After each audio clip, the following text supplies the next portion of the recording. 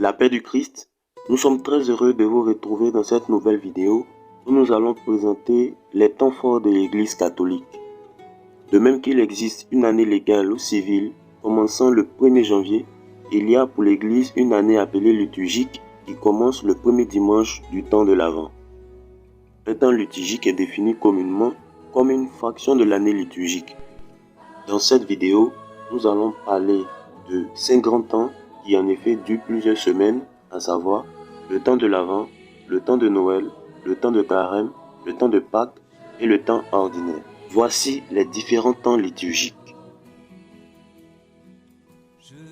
Le mot Avant vient du latin adventus qui veut dire l'arrivée ou la venue. Par ce mot, l'Église désigne le temps pendant lequel les chrétiens attendent la venue du Christ qui est fêté à Noël. À Rome, c'est seulement au 5e siècle que l'Avent trouve son organisation durable.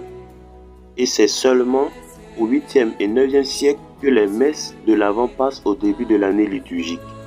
Dans le calendrier liturgique catholique, le temps de l'Avent est constitué de 4 semaines commençant chacune par un dimanche.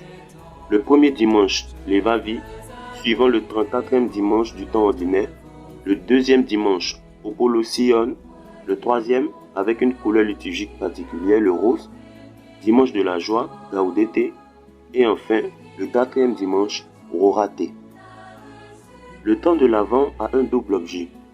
C'est le temps de la préparation de Noël où on célèbre la première venue du Fils de Dieu chez les hommes. C'est aussi le temps où, à travers ce souvenir, les esprits s'orientent vers l'attente de la seconde venue du Seigneur à la fin des temps. L'attente chrétienne trouve son expression spontanée dans les textes prophétiques inspirés par l'attente du Messie. Isaïe et Jean-Baptiste sont à Rome les deux grandes voix de la liturgie de l'Avent.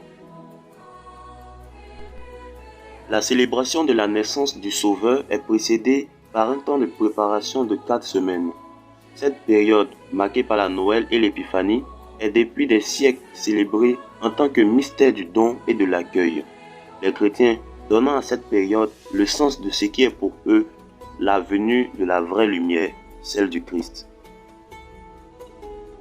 Dans le calendrier liturgique de l'Église catholique, on consacre 40 jours de prière, de partage, de pénitence et de conversion. Ces 40 jours de jeûne font référence aux 40 jours et 40 nuits de jeûne du Christ dans le désert entre son baptême et le début de sa vie publique, lors desquels il fut tenté par Satan d'après les évangiles synoptiques. Le nom carême provient de la contraction du mot latin quadragesima, qui signifie 40e. Tout comme le temps de l'Avent, le Gloria n'est pas chanté, la clochette et l'encensoir ne sont pas utilisés. Aussi, on peut compter un dimanche de la joie durant ce temps. Il s'agit du 4e, le dimanche du Létaré. Le temps de Carême est un moment fort de préparation des catéchumènes que l'Église accompagne sur le chemin du baptême à Pâques. Le Carême s'achève avec la semaine sainte du dimanche des Rameaux et de la Passion au dimanche de Pâques. Le temps pascal est une période qui s'étend du jour de Pâques au dimanche de la Pentecôte. Pendant ce temps, la joie du mystère de la résurrection, du triomphe de la vie et de l'amour sur la mort et le péché est exprimée à travers plusieurs symboles liturgiques. En effet, durant 50 jours, de nombreux Alléluia ponctuent les célébrations comme à la fin des antiennes. Le Regina Coeli, chanté en latin, remplace la prière de l'Angélus. Le siège pascal reste présent et allumé. Les lectures des messes sont principalement extraites des Actes des Apôtres et du 4e évangile, Saint Jean. La première semaine est appelée semaine radieuse chez les orthodoxes et équivaut au jour de l'octave de Pâques chez les catholiques. Pour les deux, la joie de la résurrection est prolongée et toute la semaine équivaut symboliquement à un seul même jour. De la même façon que les 8 dimanches sont célébrés comme un seul grand dimanche de louange et d'espérance, se développant jusqu'à la réception de l'Esprit Saint à la Pentecôte. Le temps pascal inclut la fête de l'Ascension qui a lieu le jeudi de la 6e semaine, soit 10 jours avant le dimanche de la Pentecôte.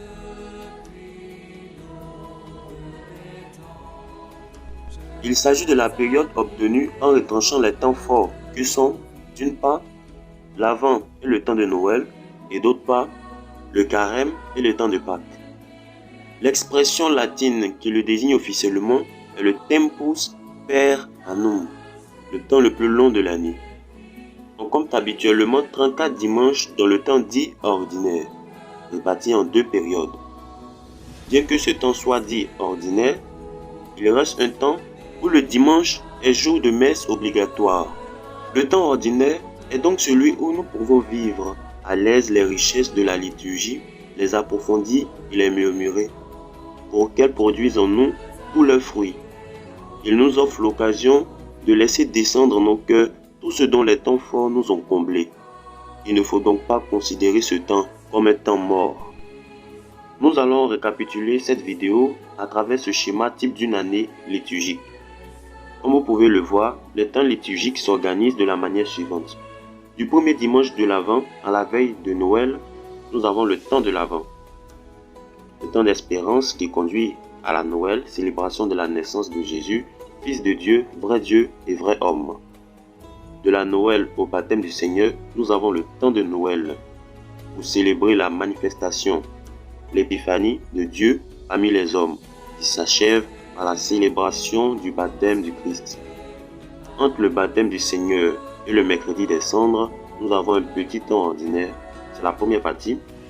La première partie du temps ordinaire dure quelques semaines, nous laissons au seuil du temps de carême.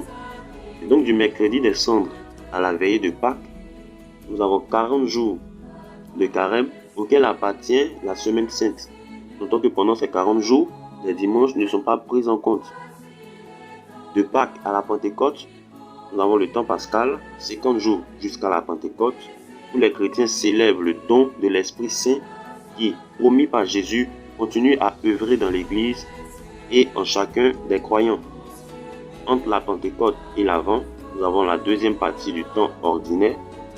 De dimanche en dimanche est célébré le mystère de la foi, jusqu'au nouveau cycle liturgique qui commence le premier dimanche de l'Avent. À chacun de ces temps correspond une couleur. Le violet pour le temps de l'Avent, le blanc pour le temps de Noël, le vert pour le temps ordinaire, le violet à nouveau pour le temps de carême, le rouge pour le dimanche des rameaux, le blanc et or pour le jeudi saint, le rouge pour le vendredi saint, le blanc et or pour tout le temps pascal, le rouge pour la Pentecôte, le vert pour tout le temps ordinaire. Et quant aux fêtes, on utilise notamment le blanc et or, avec les fêtes de la Transfiguration et de l'Assomption, ainsi de la Toussaint. Nous avons fait une brève présentation des couleurs utilisées durant ces différents temps, car nous prévoyons une vidéo consacrée aux couleurs liturgiques. Alors abonnez-vous pour ne pas rater nos prochaines vidéos. Tout au long de l'année liturgique, c'est le mystère pascal de notre rédemption qui est célébré. Autrement dit, l'année liturgique est le déploiement sur une année de la phrase prononcée lors de chaque messe. Nous proclamons ta mort, Seigneur Jésus, nous célébrons ta résurrection, nous attendons ta venue dans la gloire. L'année liturgique est structurée par les grandes fêtes qui reprennent l'ensemble du mystère du Christ. N'oubliez pas de nous dire dans les commentaires quel est votre temps liturgique préféré et comment est-ce que ce temps vous a marqué. Également, si vous voulez nous rejoindre sur Facebook, les liens se trouvent dans la description. Merci d'être resté jusqu'à la fin. Que Dieu vous bénisse.